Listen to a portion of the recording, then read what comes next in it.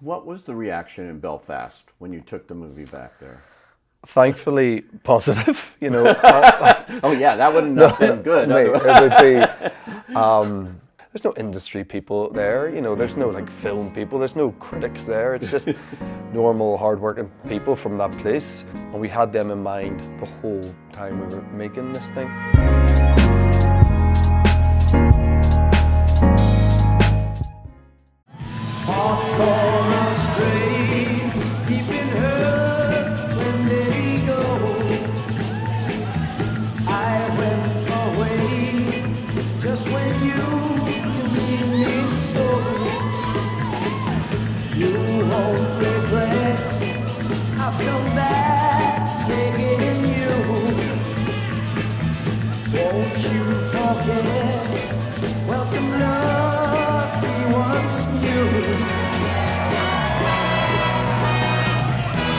Open up your eyes, then you realize, here I stand with my everlasting love. Welcome to the Actor's Side today. Well, he's won numerous awards for his work in films and television, and now stars in Belfast, directed by Kenneth Branagh. And guess what? He was born in Belfast, so this is a role tailor-made for Jamie Dornan. Welcome, Jamie. Thanks, Pete. Thank you. You were indeed born in Belfast. Is I that right? was, yeah. I was born and bred and buttered in Belfast, yeah. So it's not every day you're expecting a script to land in your inbox. It's literally called your hometown of birth, So very unique experience. I've shot stuff set in Belfast. I've played characters from Belfast and different things, but You played Yeah. a serial killer. That's right, in the Belfast. Yeah, Fall. The Fall, actually, yeah, big that's all. award-winning role there, and that was Belfast too. That was all Belfast, yeah. And at the time,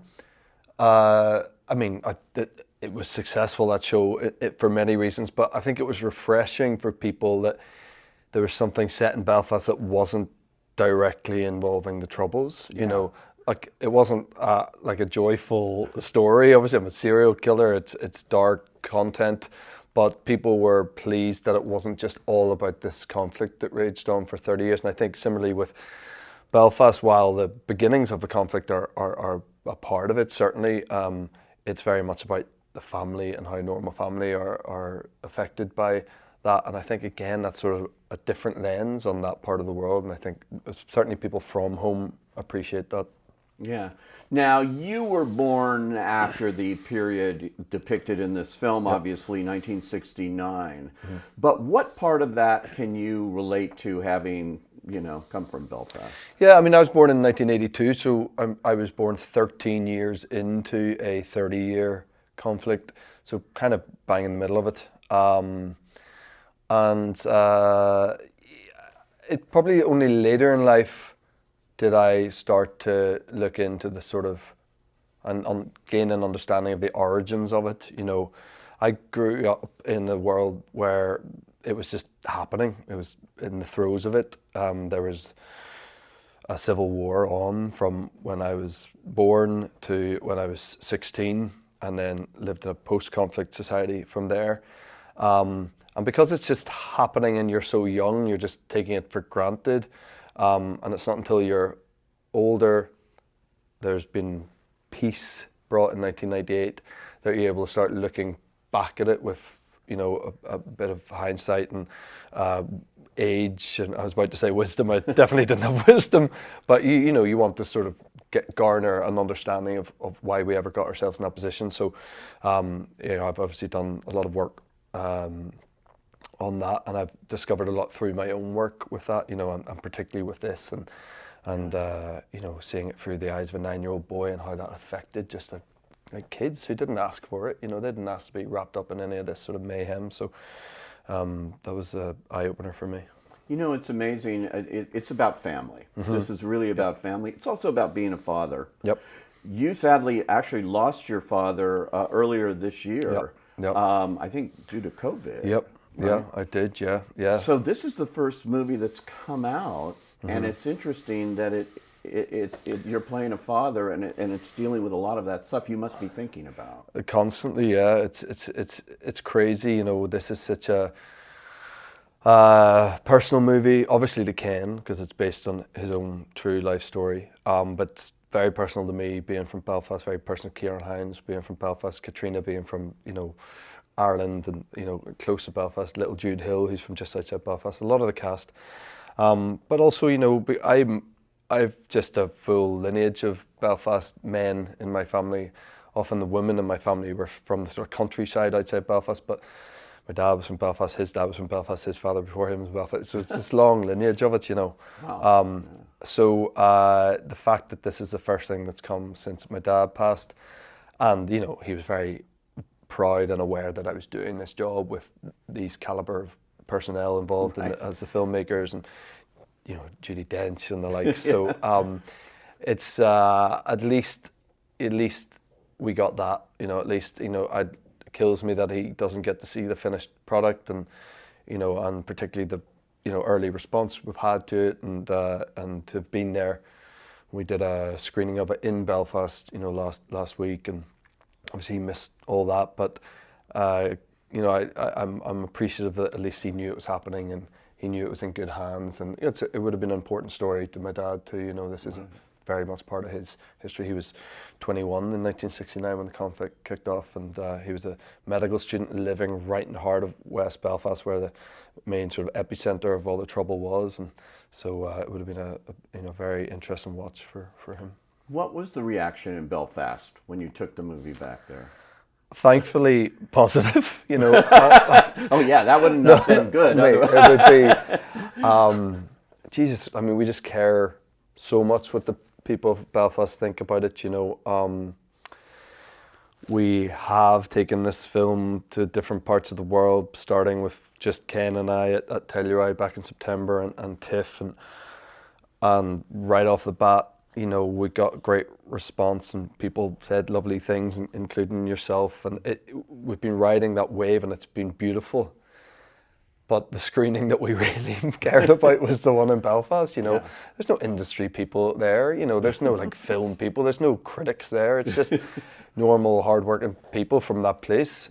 And we had them in mind the whole time we were making this thing. So for us to get a very strong, genuinely palpable, positive reaction out of that crowd was something else. It was genuinely one of the best nights of my life. After that, I was so anxious going into it. I couldn't talk.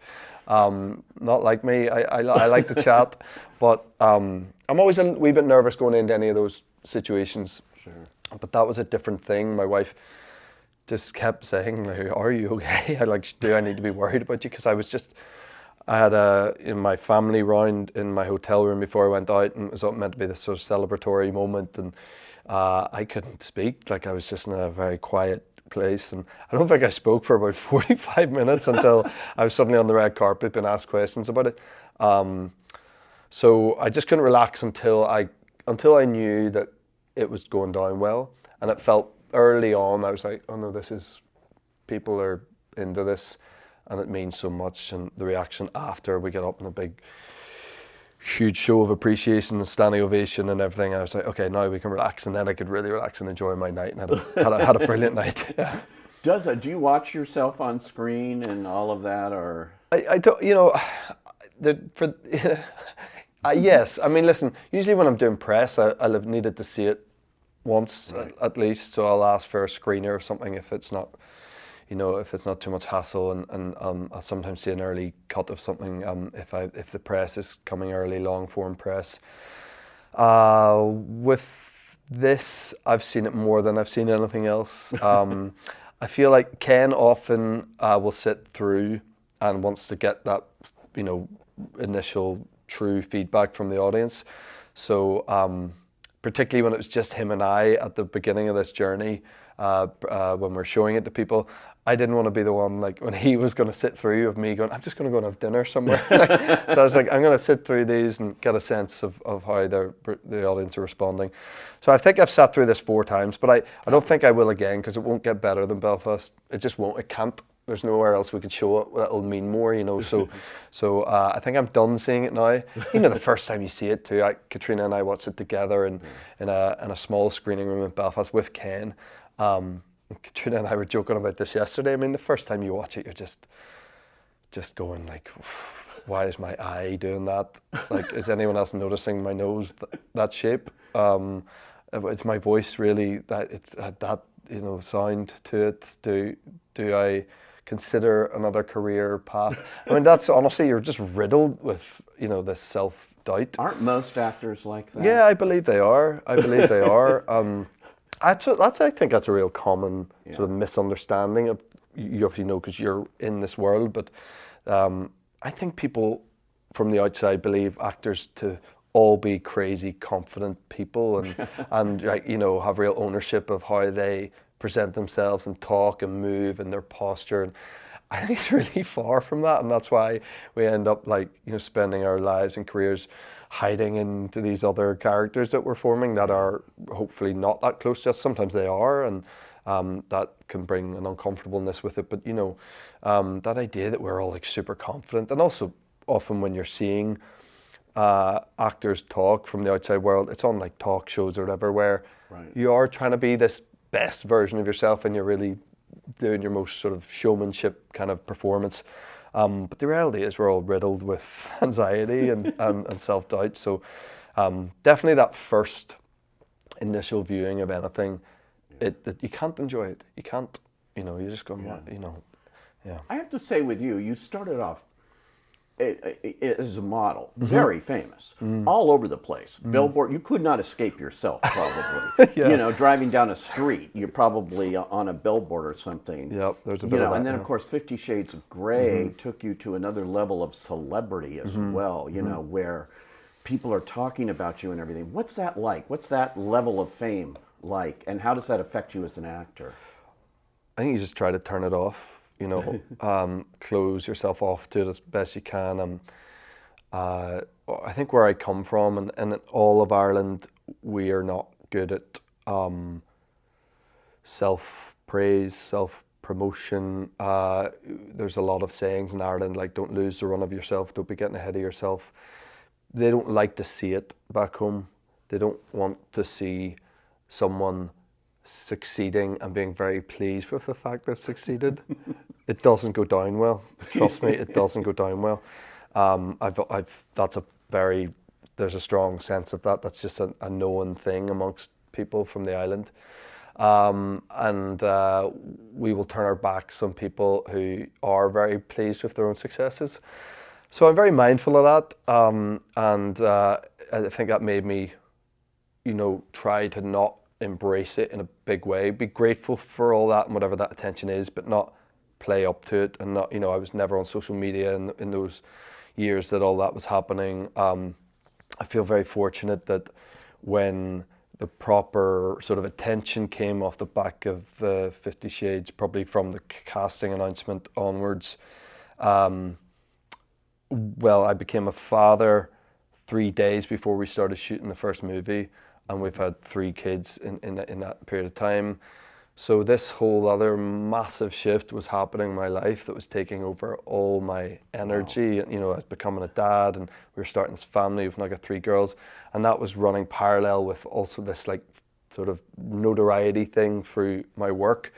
But I was only focused on the important stuff, the family part of it. So actually, in a way, sort of hunkering down with the family and trying to be there and be the best husband and father I could be meant that, I wasn't like moving the family all out to LA and going to all these parties and, trying to meet a Kardashian, which is a whole other way you could have gone, Yeah, totally. And I'm also pleased that all happened to me in my 30s rather than my 20s, where I think it would have been harder to navigate whatever that is. I feel like I had my wits about me a wee bit more, and I was married and settled and we were having kids, so I was more grounded in my private life to deal with all the craziness that was happening with that, I think.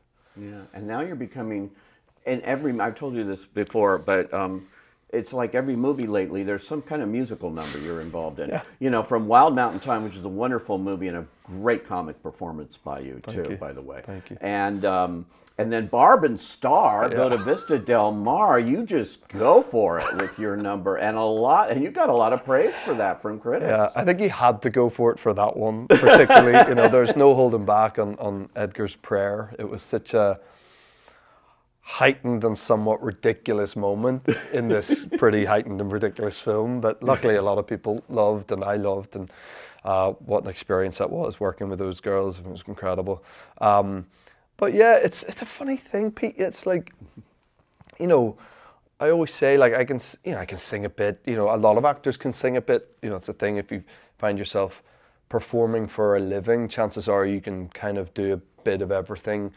You know, there's a reason why you see most like, you know, particularly actors, you know, male actors rather than female actresses, that usually if you see them checking in for a flight, they've got a guitar case.